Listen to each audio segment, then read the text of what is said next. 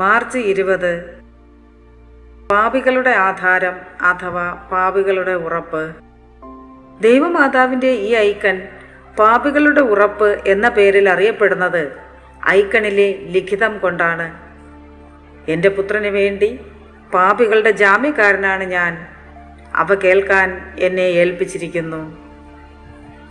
ദൈവമാതാവ് തൻ്റെ കുഞ്ഞിനെ ആലിംഗനം ചെയ്യുന്നു. അവൾ തൻ്റെ വലതു കൈ യേശുവിൻ്റെ 2 കൈകളാലും പിടിച്ചിരിക്കുന്നു. അങ്ങനെ മാതാവിൻ്റെ തള്ളവിരൽ യേശുവിൻ്റെ വലതു കൈയിലും മാതാവിൻ്റെ ചെറുവിരൽ യേശുവിൻ്റെ ഇടതു കൈയിലുമായിരിക്കുന്നു. മറ്റൊരാൾക്ക് ജാമ്യം നൽകുന്ന ഒരാളുടെ ആംഗ്യമാണിത്.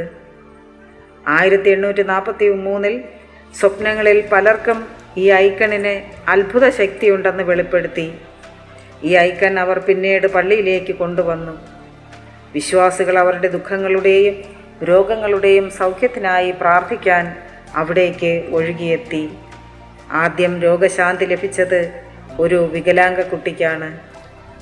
കോളറ പകർച്ചവ്യാധിയുടെ സമയത്ത് നിരവധി ആളുകൾ മാരകമായി രോഗബാധിതരായപ്പോൾ ഈ രൂപത്തിന് മുൻപിൽ പ്രാർത്ഥിച്ചതിന് ശേഷം ആരോഗ്യം വീണ്ടെടുത്തു. പരിശുദ്ധാമ്മേ ദൈവമാതാവേ, ഞങ്ങളുടെ ഇടയിലുള്ള എല്ലാ രോഗികളുടെയും ആരോഗ്യം വീണ്ടെടുക്കാൻ വേണ്ടി അങ്ങ് തമ്പുരാനോട് പ്രാർത്ഥിക്കണമേ. Ave Maria.